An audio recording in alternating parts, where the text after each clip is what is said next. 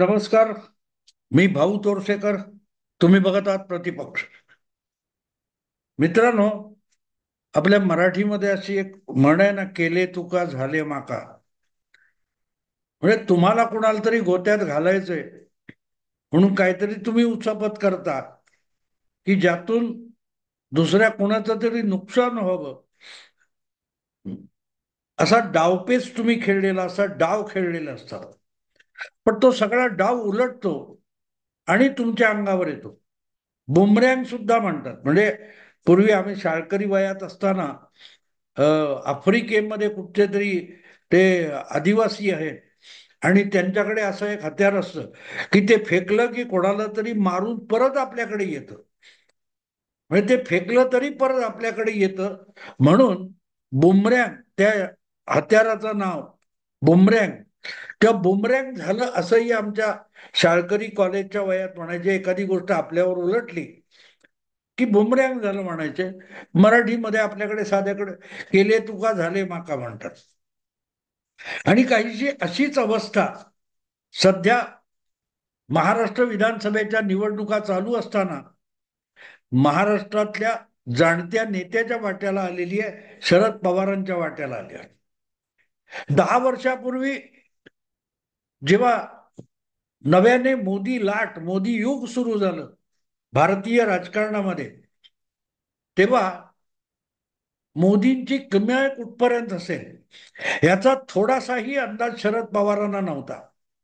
आणि म्हणून इतर सगळ्या नेत्यांना, इतर पक्षातल्या नेत्यांना आपण खेळवू शकतो या भावनेतून जे राजकारण 10-20 वर्षापूर्वी शरद पवार करत होते, काहीस तसंच राजकारण, तसेच डावपेच शरद पवार त्याच्या नंतरही करत राहिले. आणि म्हणून अनेकदा त्यांना हास्यास्पद ठरायची वेळ आलेली. मला आठवतं मित्रांनो, 2013 मध्ये ज्यावेळेला भारतीय जनता पक्षाने नरेंद्र मोदींना 2014च्या येऊ घातलेल्या लोकसभा निवडणुकीच्या वेळेला पक्षाचा चेहरा बनवायचं ठरवलं. सुरुवातीला पंतप्रधान पदाचा स्पर्धक असं नाव ठरलेलं नव्हतं. गोव्यामध्ये भारतीय जनता पक्षाच्या अधिवेशनामध्ये मोदींना भाजपच्या प्रचाराचं प्रमुख बनवायचं असं ठरलं. आणि नंतर त्यांनाच भाजपचे पंतप्रधान पदाचे उमेदवार करायचं असंही ठरलं. आणि त्यावेळेला मला आठवतं, साधारणतः 8 महिने आधी म्हणजे सप्टेंबर ऑक्टोबर मध्ये नरेंद्र मोदींनी देशाच्या विविध भागात जाऊन प्रचाराला सुरुवात केली होती. मोठमोठ्या प्रचार सभा घ्यायला सुरुवात केली होती. एका बाजूला लोकसभेच्या दृष्टीने सगळे पक्ष तयारी करत होते, एकमेकांची डावपेच खेळत होते. अशा वेळेला नरेंद्र मोदींनी भारतीय जनता पक्षाच्या देशव्यापी पसरलेल्या कार्यकर्त्यांमध्ये आणि संघटनेमध्ये आपलं प्रभाव क्षेत्र निर्माण करण्याची मोहीम हाती घेतली होती. आणि ज्या मोठ्या मोठ्या सभा ते घेत होते त्यातून अर्थातच भारतीय मतदाराला सामोरं जाण्याचा त्यांचा प्रयत्न होता. आणि तेव्हा आपण राजकारणात सर्वाधिक मुरलेले आहोत असं म्हणत किंवा सांगत आजपर्यंत जगलेले शरद पवार यांनी एक वक्तव्य केलेलं मला आठवतं.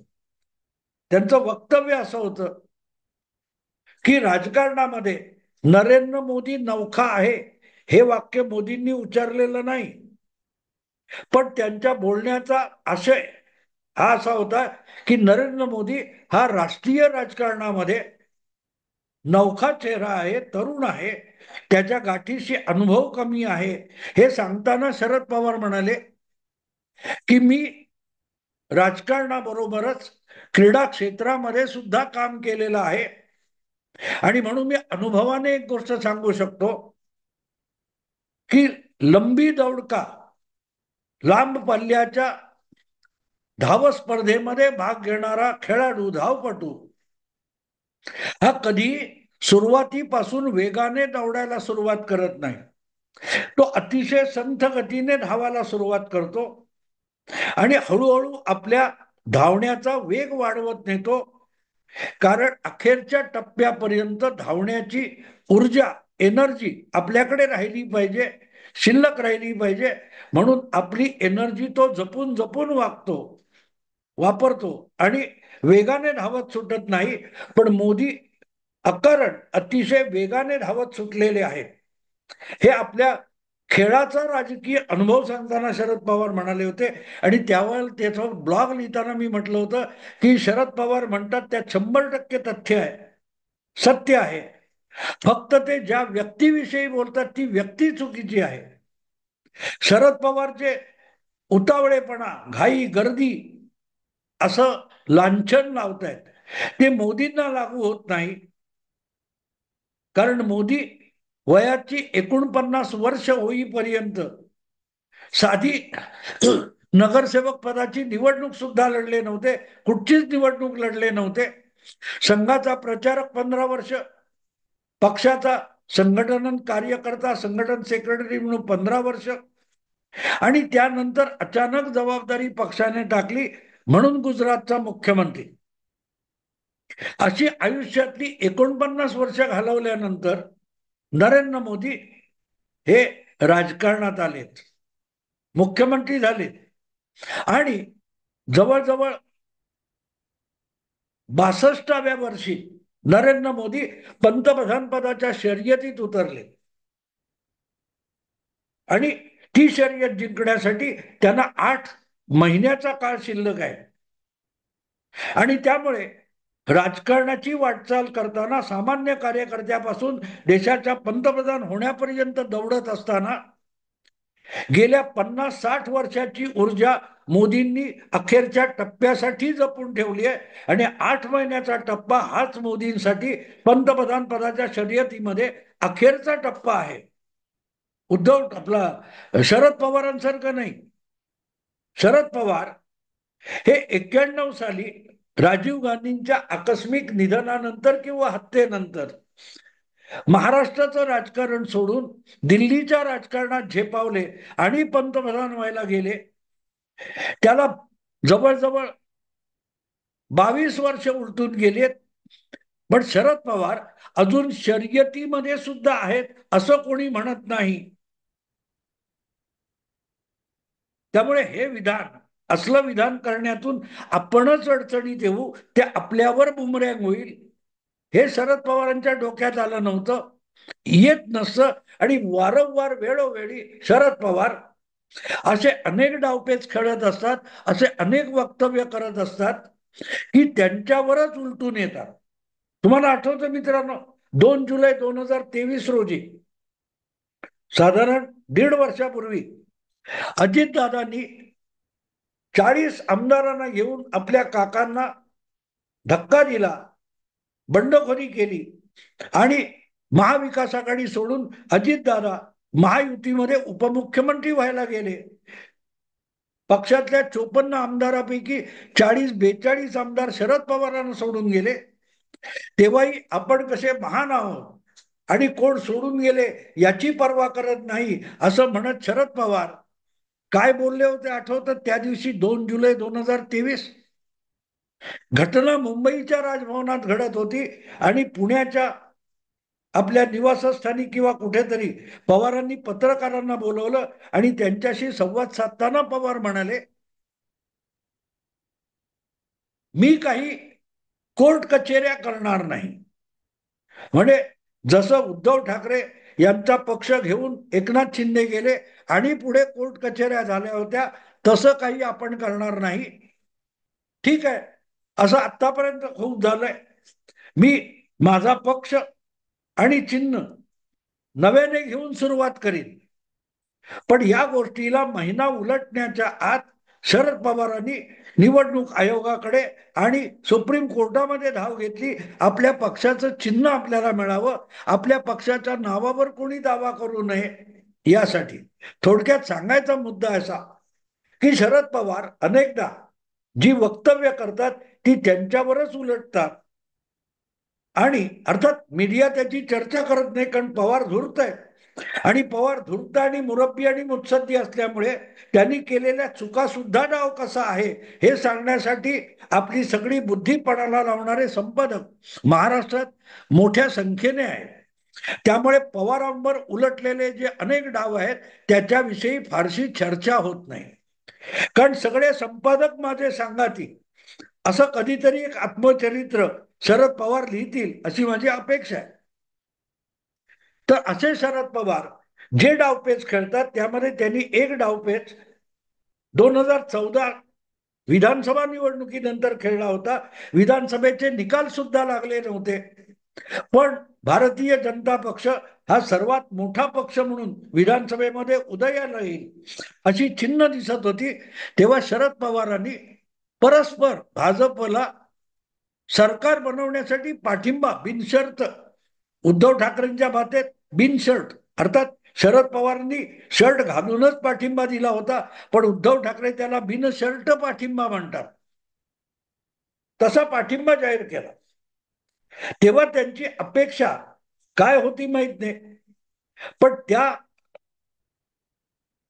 पाठिंब्यातून त्यांनी आपल्याला महाराष्ट्रामध्ये कधी नव्हे इतकं ऐतिहासिक राजकीय आव्हान निर्माण होईल अशी परिस्थिती स्वतःच निर्माण केली.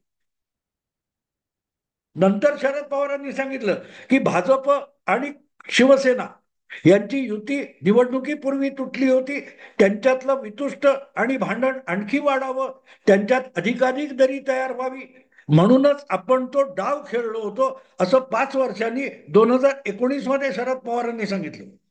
पण 2014 मध्ये अंगातला शर्ट काढून बिनशर्ट पाठिंबा भाजपला देताना शरद पवारांच्या डोळ्यासमोर भाजपचा मुख्यमंत्री कोण होईल हे अजिबात नव्हतं. अर्थात त्यामध्ये सार्वत्रिक एक राजकीय गृहीत होतं, आणि ते गृहीत असं होतं की भाजपच्या महाराष्ट्राच्या पक्षामध्ये, संघटनेमध्ये जे 2 सर्वाधिक ज्येष्ठ नेते आहेत त्यापैकी एक नाथाभाऊ खडसे आणि दुसरे मोदींच्या पहिल्या सरकारमध्ये वाहतूक मंत्री झालेले गडकरी,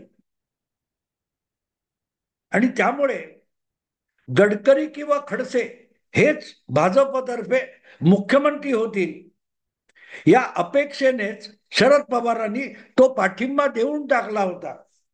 पण शरद पवार एक विसरले की ज्यांना ते कोवडी पोरं, अननुभवी पोरं असं म्हणतात, ते ते अमित शहा किंवा नरेंद्र मोदी हे खूप पहुचे हुए आणि पाताळयंत्री राजकारणी आहेत, आणि म्हणूनच शरद पवारांना अपेक्षित असलेला मुख्यमंत्री महाराष्ट्राला दिला तर मग महाराष्ट्रात भाजप आपल्या पायावर उभा राहू शकणार नाही हे त्यांनी ओळखलेलं होतं शहा मोदींनी, आणि म्हणूनच त्यांनी शरद पवारांचा पाठिंबा घोषित होईपर्यंत महाराष्ट्राच्या मुख्यमंत्र्याचं नाव सांगितलेलं नव्हतं. आणि त्यावेळेला महाराष्ट्रात भाजपचे प्रदेशाध्यक्ष देवेंद्र फडणवीस होते. तो तर मोदी शहांपेक्षा कोवळा पोरगा, त्याला तर आपण यू खेळवू शकतो असं पवारांना वाटलं असेल तर नवल नाही. आणि म्हणूनच अगदी देवेंद्र फडणवीस यांना मुख्यमंत्री करताना खडसे आणि गडकरी यांना बाजूला ठेवण्यात आलं असलं तरीही शरद पवारांनी आरंभीचे काही महिने भाजपच्या फडणवीस सरकारला पाठिंबा दिलेला होता. कारण सरळ होतं की आपण यांना खेळवू शकतो. पवारांची नेहमीची मानसिकता अलीकडल्या 2-3 दशकामध्ये अशी झाली की राजकारणात कुठल्याही पक्षातल्या कुठल्याही नेत्याला आपण कसलंही आमिष दाखवून खेळवू शकतो, हा जो आत्मविश्वास आहे त्यातून शरद पवार अधिकाधिक फसत गेलेले आहेत. पण बुमरेंग होणं म्हणजे काय, आपण जो डाव खेळला तोच आपल्यावर उलटून येतो, हा अनुभव घेऊन सुद्धा शरद पवार शहाणे होत नाही. आणि म्हणूनच 10 वर्षापूर्वी त्यांनी भाजपला बिनशर्त पाठिंबा दिला, आणि ज्या माणसाला मुख्यमंत्रीपदी आणून बसवलं तो तर गडकरी आणि खडसे यांच्यापेक्षा बिलंदर निघाला. किंबहुना महाराष्ट्राच्या राजकारणात कधी नव्हे इतका धूर्तपणा करून मुरब्बीपणा करून, पाताळ यंत्रीपणा करून शरद पवारांनाच आव्हान देण्यापर्यंत मजल मारणारा देवेंद्र फडणवीस नावाचा नेता हा शरद पवारांच्या पाठिंब्यामुळे पहिल्यांदा मुख्यमंत्री होऊ शकला. आणि म्हणून मी म्हटलं की पवार असा काही डाव खेळतात की तो त्यांच्यावरच उलटून अंगावर येतो, आणि देवेंद्र फडणवीस हा तसाच उलटलेला डाव आहे. मोठ्या धूर्तपणे भाजपला पाठिंबा दिला, पण जवळजवळ 25-30 वर्षामध्ये बाळासाहेब ठाकरे जे निवडणुकीच्या राजकारणापासून दूर असतात, असा एक प्रभावी नेता सोडला तर शरद पवारांना आव्हान ठरू शकेल. संघटनात्मक पातळीपासून प्रशासनापर्यंत आणि संघटन क्षमतेपासून समन्वयापर्यंत शरद पवारांना पदोपदी शह आणि काटशह देऊ शकेल असा नेता महाराष्ट्रात दुसरा नव्हता. तो निर्माण करण्याचं श्रेय शरद पवारांनाच आहे. किंबहुना शरद पवारांनी आपल्याशी टक्कर देऊ शकणारा पुढल्या पिढीतला एक नेता आपल्या स्पर्धेमध्ये स्वतःच आणून उभा केला. आणि म्हणून मी म्हणतो की पवारांनी अनेकदा असं काही केलेलं आहे की त्यांनी स्वतःला अडचणीत आणणारे डाव खेळलेत, आपल्यावरच उलटतील असे डाव मोठ्या मुरब्बीपणे खेळलेले आहेत. त्यातला हा सगळ्यात मोठा डाव म्हणता येईल की त्यांनी भाजपला शिवसेनेशिवाय सरकार बनवायला बिनशर्त पाठिंबा दिला, आणि महाराष्ट्राच्या गेल्या 10 वर्षाच्या राजकारणात आपल्याशी समर्थपणे टक्कर देऊ शकेल असा नेता आपल्या विरोधाच्या राजकारणात उभा करून दिला. त्याचं नाव देवेंद्र फडणवीस. आज मी हा सगळा इतिहास तुम्हाला एवढ्यासाठी सांगतोय की त्याच देवेंद्र फडणवीसाला संपवण्यासाठी, पराजित करण्यासाठी, नामोहरम करण्यासाठी, खच्ची करण्यासाठी शरद पवारांना नानाविध डावपेच खेळावे लागतंय. कधी उद्धव ठाकरेंना फोडून आणावं लागतंय, अनिच्छा असताना उद्धव ठाकरेंना मुख्यमंत्री करावं लागतंय, कधी मराठा आरक्षणाचा बागुलबुवा निर्माण करावा लागतो. त्यातूनच शरद पवार खेळलेले नवा डाव जो आहे तो आहे जरांगे पाटील. देवेंद्र फडणवीस हा ब्राह्मण आहे, त्याच्यावर थेट ब्राह्मण असल्याचा आरोप करून जर राजकारण केलं तर आपल्यावर जातीयवादाचा आरोप होईल, आणि त्यासाठी मनसेचा अध्यक्ष राज ठाकरे टपून बसलेला आहे. त्या शिकारी वाघाच्या तोंडी जाण्यापेक्षा आपण लढाई न करता, आपण आरोप न करता असा आरोप करणारा एक बागुलबुवा उभा करायचा. म्हणूनच शरद पवारांनी मराठा आरक्षणाचं भूत हे जरांगे पाटलांच्या डोक्यावर बसवलं, खांद्यावर बसवलं. जसं इंदिरा गांधींनी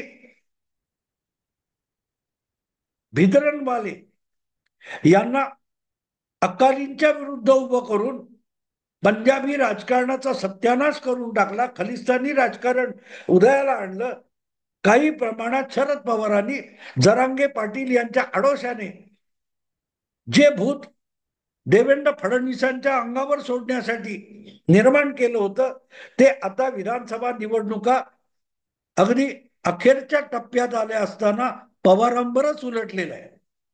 कारण शेवटी एक गोष्ट असते, भिद्रनवाले असोत किंवा जरांगे पाटील असोत, ही माणसं स्वतःच्या बुद्धीने चालणारी नसतात, आणि त्यामुळे त्यांना कठपुतळीप्रमाणे खेळवणारे जे लोक असतात त्यांच्या हातून थोडे जरी धागेदोरे निसटले किंवा सैल झाले तर ह्या कठपुतळी सारख्या नाचणाऱ्या बावल्या असतात, त्यांची आपसामध्ये दंगा मस्ती सुरू होऊन जाते. जे इंदिरा गांधींच्या बाबतीत झालं, भिद्रनवाले आणि त्याची खलिस्तानी चळवळ शेवटी इंदिराजींच्या जीवावर उलटली. जरांगे पाटील हे वेगळे नव्हते, त्यांची अक्कल किती आहे, त्यांच्याकडे भाषा किती आहे, त्यांच्याकडे संस्कृती किती आहे, त्यांच्याकडे समज किती आहे, भाषा काय आहे हे आपण अनुभवलेलं आहे वर्षभर. प्रश्न असा आहे की ते सगळं देवेंद्रला चटके बसत होते तेव्हा शरद पवार एन्जॉय करत होते. आपणच निर्माण केलेली कठपुतळी आहे, सोडली आहे देवेंद्रच्या अंगावर. बसू देत त्याला चटके, त्याला चटके बसावेत म्हणून तर ही कठपुतळी निर्माण केली. पण ही कठपुतळी जेव्हा स्वयंभूरित्या काम करायचा विचार करायला लागते तेव्हा सगळा प्रॉब्लेम सुरू होतो. आणि म्हणून बामणाला धडा शिकवणार, बामणाला धडा शिकवणार, बोलता बोलता जेव्हा निवडणुकीच्या रिंगणात उतरण्यापर्यंत आणि काही उमेदवारांना निवडून आणणार, काहींना पाडणार, उमेदवार उभे करणार, शेकड्यांनी करणार, ह्या वल्गना चालल्या होत्या तोपर्यंत ठीक होतं. पण मग निवडणुकीसाठी आनंदराज आंबेडकर आणि तुमचे ते काय जे सज्जाद नोमानी यांच्याबरोबर दलित मुस्लिम मराठा अशी आघाडी बनवायचा जो प्रयोग जरांगे पाटील करायला निघाले तो नेमका उलटला. आणि म्हणून घाई गर्दीने 4 ऑक्टोबरला वेगवेगळी ही कारणं आपल्या अंगावर उलटून बुमरॅंग होत आहेत ते दिसल्यानंतर शरद पवारांना जरांगे पाटील यांच्या या फुग्यातली हवा काढून घ्यावी लागली. आज परिस्थिती अशी आहे की कालपर्यंत अगदी उमेदवारी अर्ज भरून मागे घेईपर्यंत याला पाडणार, त्याला पाडणार, त्याला धडा शिकवणार, बामणाला अमुक करणार बोलणारे जरांगे पाटील अंतर्धान पावलेले आहेत. आणि जरांगे पाटील तर निसटून गेले, गप्प बसले. पण त्या नोमानीचं काय करायचंय? सज्जाद नोमानी जो अखिल भारतीय मुस्लिम पर्सनल लॉ बोर्डाचा प्रवक्ता आहे, त्याने महाविकास आघाडीकडे 17, 19, 20 मागण्यांची एक यादी आणून दिली आणि त्यासाठी महाविकास आघाडीतल्या काँग्रेस आणि राष्ट्रवादी पक्षाकडून कबुली करून घेतली की आम्ही अंमलात आणू, प्रयत्न करू. आणि त्यामुळे अख्खी महाविकास आघाडी ही मुस्लिम धार्जिणा गट होऊन गेला आणि त्याची प्रतिक्रिया खेडोपाडी, गावागावात, जिल्हा तालुक्यात उमटायला लागली. आणि जरांगे पाटलांचा हा नोमानी हा आता महाविकास आघाडीच्या बोकांडी बसलाय. आणि त्यामुळे ज्या मोठ्या प्रमाणात हिंदू मतावरच महाविकास आघाडीला सुद्धा आपली निवडणूक लढवायची आहे, त्या महाविकास आघाडीच्या अंगावर नोमानी हे भूत उलटलेलं आहे. पण ते भूत कुठल्या बाटलीतून आलं? ते जरांगे पाटील या बाटलीतून आलं. आणि जरांगे पाटील ही बाटली कोणी आणली? त्या जरांगे पाटील नावाच्या बाटलीचं बूच कोणी काढलं, झाकण कोणी काढलं? शरद पवारांनी मोठ्या धूर्तपणे काढलं. देवेंद्र फडणवीसाला सतवण्यासाठी हे भूत उभं केलं आणि आता ते भूत त्या बाटलीतून बाहेर पडून महाविकास आघाडीला सतावायला लागले. केले तुका झाले माका. देवेंद्रला अडचणीत आणण्यासाठी केलेला डाव हा असा मराठा आरक्षणाच्या आडोशाने जरांगे पाटील नावाच्या बाटलीतून बाहेर पडून सज्जाद नोमानी होऊन महाविकास आघाडीच्या बोडक्यावर बसलाय. आणि त्याला उत्तर देताना महाविकास आघाडीच्या मित्र पक्ष घटक दलांची तारांबळ उडालेली आहे. पवारांचा डाव, जरांगे नावाचा डाव पवारांवरच उलटला. मित्रांनो, आता इथेच थांबतो. आवडलं लाईक करा, शेअर करा, प्रतिपक्षाला सबस्क्राईब करा. नमस्कार.